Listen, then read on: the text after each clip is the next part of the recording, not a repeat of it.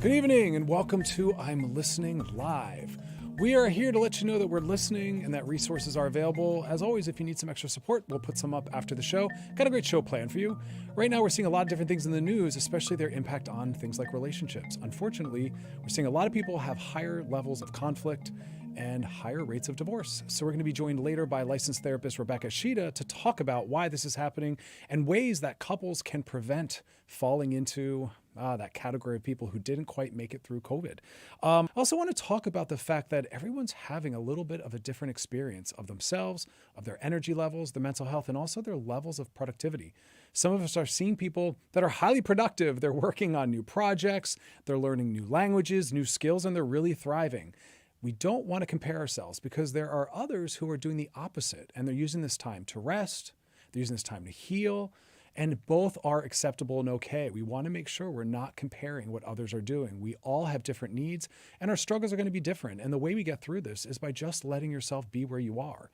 So for many, we're going to drop the bar, lower the expectations, and just show up in the ways we can, because we don't want to add complexity or any more anxiety or guilt to what's already going on. And so just honor your natural levels of energy and know that it's normal for some, again, to thrive while others have a little brain fog, they're a little exhausted, and maybe even feeling a little extra fragile. So we are encountering parts of ourselves that maybe we're not most confident in or even most familiar in, but we're going to allow that. I myself am also dropping the bar, letting myself rest, focusing more on joy and pleasure, and just trying to come out of this intact as best as I can. So, let yourself be where you are. Got a great show planned for you. We're going to switch gears right now, though. We go to our first guest, Jessica Morris, actress. How are you? Welcome to the show. Oh, thank you. I'm great. How are you? I'm doing well. How's your mental health doing through all of this? I keep myself pretty calm with a lot of creative outlets. That usually works for me. Spending time writing and, working on auditions. Maybe painting sometimes. I don't do that as much as I'd like, but when I can find the time, just any sort of creative outlet is what I need to kind of keep myself happy and peaceful. Have any new forms of coping mechanisms or self-care popped up that you weren't familiar with? I'm having people tell stories where they've always hated cooking and now they're cooking or knitting. Has anything new popped up for you?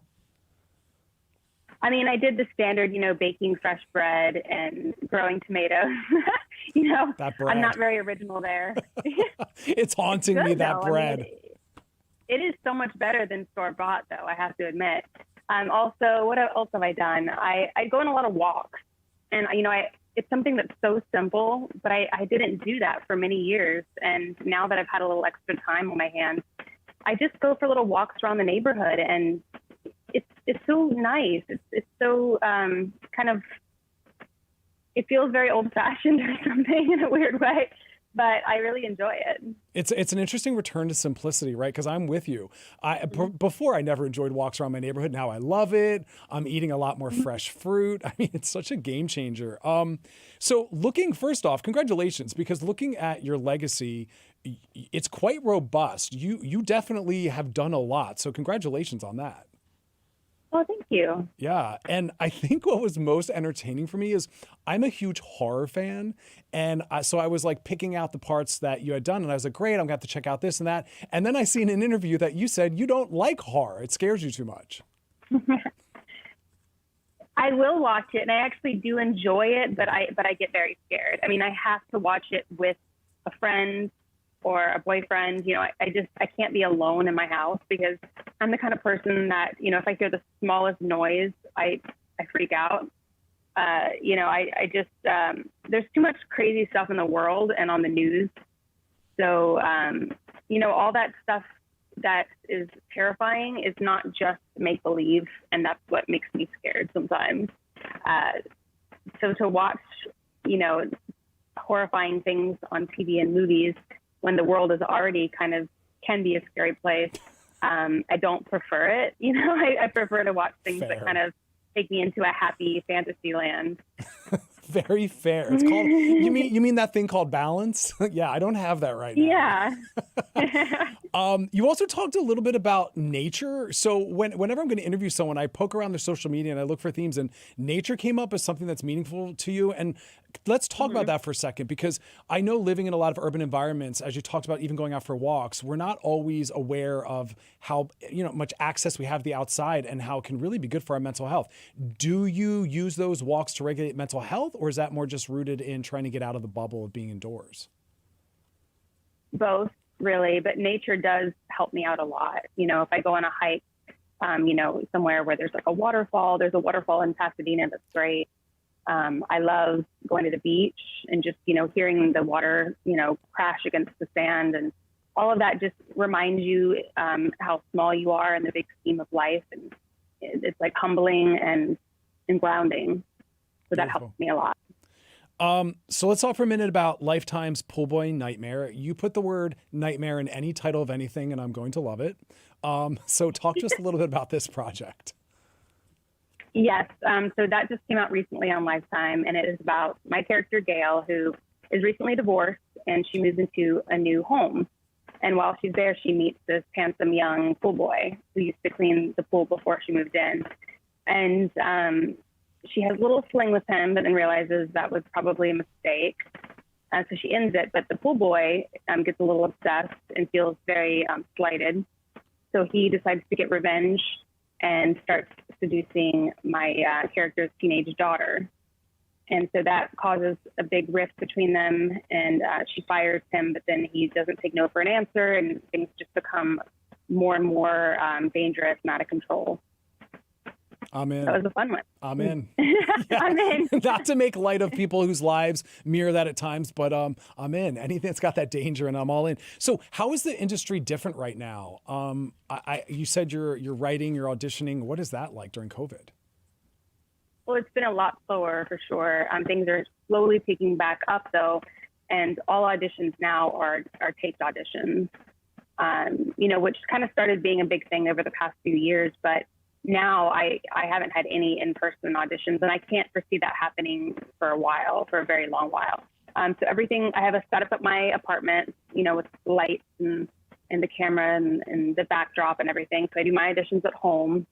And, I'm writing a couple projects right now that we're shooting in another country coming up. So we were able to, get work permits in Taiwan. And in other places, it seems like they are able to shoot things, but in LA, it's still just kind of opening up again. And do you see any echoes of the changes being made now, maybe being perpetuated into the future? Do you think the industry as a whole is just going to evolve, or do you think we'll go back to how things were before? I can't imagine that it's going to go back to the way things were before completely, because I think that, everything is constantly evolving, and with all these changes that we've gone through, I can see a lot of casting directors thinking, you know what, this kind of works, which is getting taped. Why would we want people to come in and possibly, give us any sort of, virus or germs? It's being a little distant. I think back, we used to be so overly intimate on set, even just like kissing scenes and love scenes. I think that's going to all be taken down a little bit, because you don't want to walk on set and meet another actor for the first time and be sharing saliva and everything. And now it just seems kind of gross. I love that you're being willing to say that, because that's how I feel even just being at restaurants, where moving forward, I want my servers always to wear a mask. Like I agree with what you said. I don't want anyone's bacteria or viruses. Why have we not thought of this prior? Yeah. We were so gross before. Yes, we were gross. Yes. And I think of what you just said. You walk on set, you're not familiar with this person, and you have to have very intimate, close maneuvers and scenes with them. And now we have like a very different perspective on that. Yeah. So I wanted to also just talk quickly. You said side hustle. One of the interviews you were talking about how when people ask you how to get into the industry and how to thrive, that you tell them have multiple things going. I personally love that, because I think a lot of people have a lot of different interests or passions. So what are the different things that you kind of pull together to make your career feel whole and total to you? I've done so many jobs over the years. I'm glad that I don't have to do some of the ones that I don't prefer. Like I waited tables, I worked as a nanny. I've done all kinds of jobs, but that's why I give that piece of advice, because I think if you go into it already having another skill and maybe a job that you don't mind doing and that you kind of enjoy, you're going to be happier, because those years that I was waiting tables and struggling like that, I was kind of miserable. And because I thought, no, I don't need a plan B. But it's not really a plan B to have another way to make money. I think if anything, it just kind of makes you a more well-rounded person.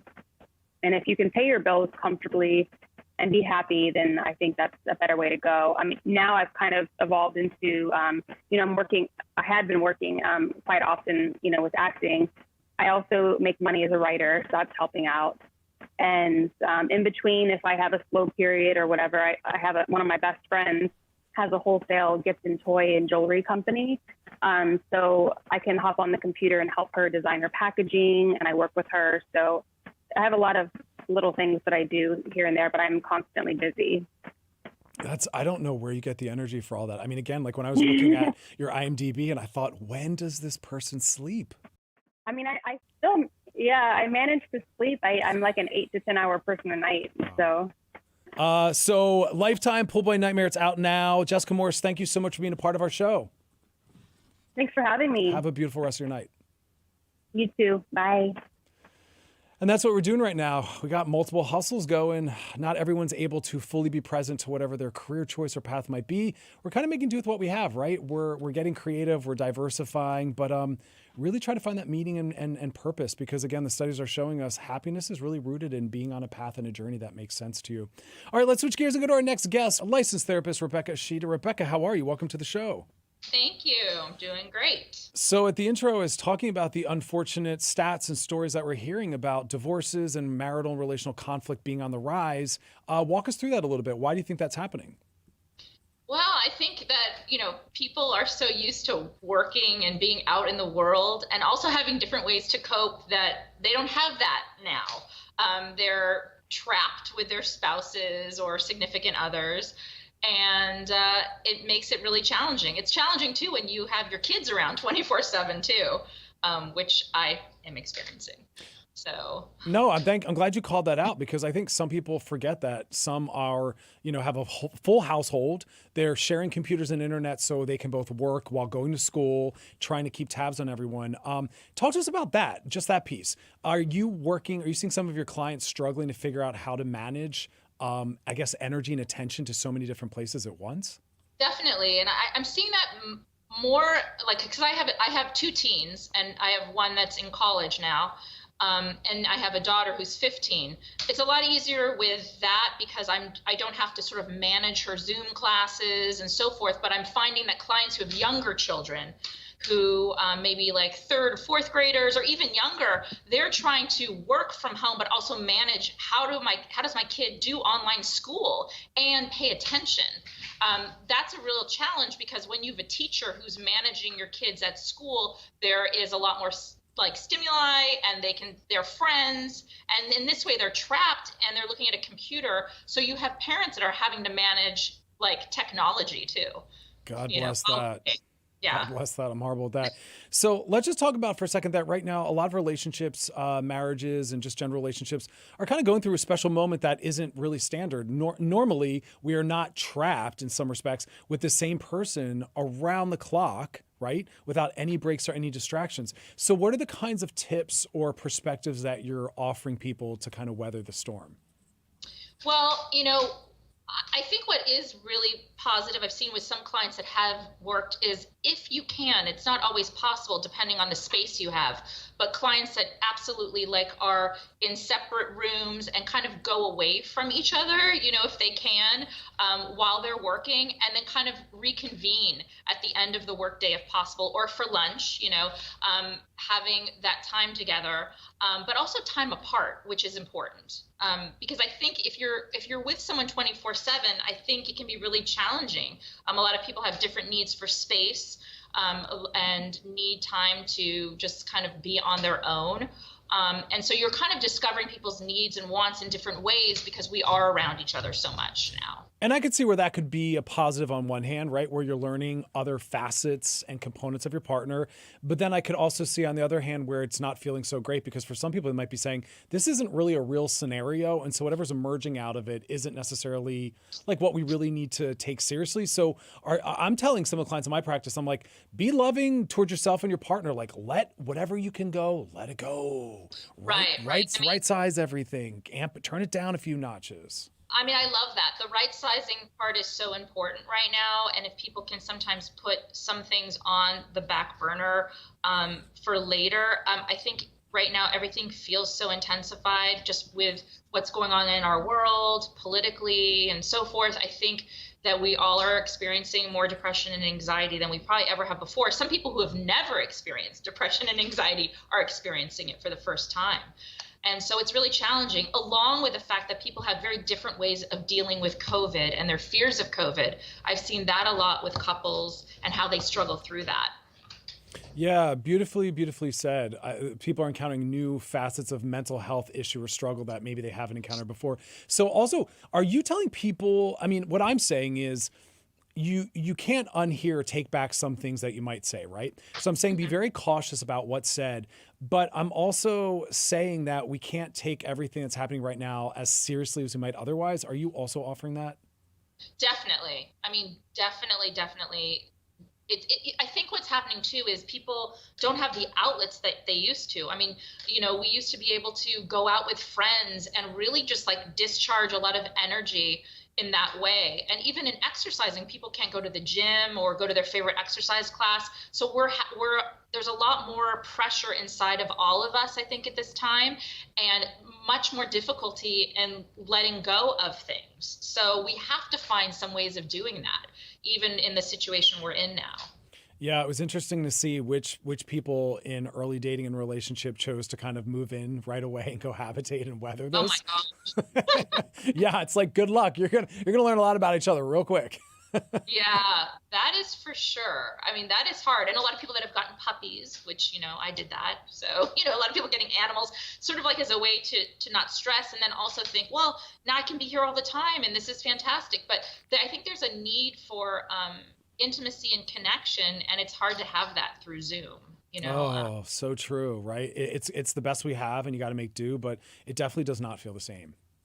It's not the same at all, because I think as a therapist, and I think you would say this as well, that there's the energy you get with your clients when you're in the room with them that you feed off of each other, and through a screen, it's just not the same. No, because in a standard room, we're able to move around, look around, but with a computer, you're forced to just have, directed attention consistently. It's hard. Yeah, it's really hard, and it's a little draining, more energy-wise. I don't know if you've experienced that. You feel more drained by the end of the day. I'm always exhausted, and I always feel very fragile right now, and I'm kind of just. I love my naps. What's that? I love my naps. Oh, my yeah. naps. I was never a napper. Rebecca Ishida, thank you so much for being a part of our show. Sure. Thank you so much. Have a beautiful night. Okay, you too. And again, it's really just about care and compassion toward yourself, to your family members, your loved ones. We want to take certain things very seriously, because what happens right now in our relationships matters. But at the same time, whatever you can let go of, let go. Right now is an amplification of everything, and we want to come out of this feeling as close and as connected as possible. That is our show. We'll be back next week at 5 p.m. Pacific. That's 8 p.m. Eastern. And you can check out all of our past episodes on all the radio.com handles. That's YouTube, Twitter, and Facebook. And for those that need some more resources or extra care, we're going to throw those up at the end of the show. As always, thanks for hanging out with me, and you all have a beautiful, beautiful rest of your night.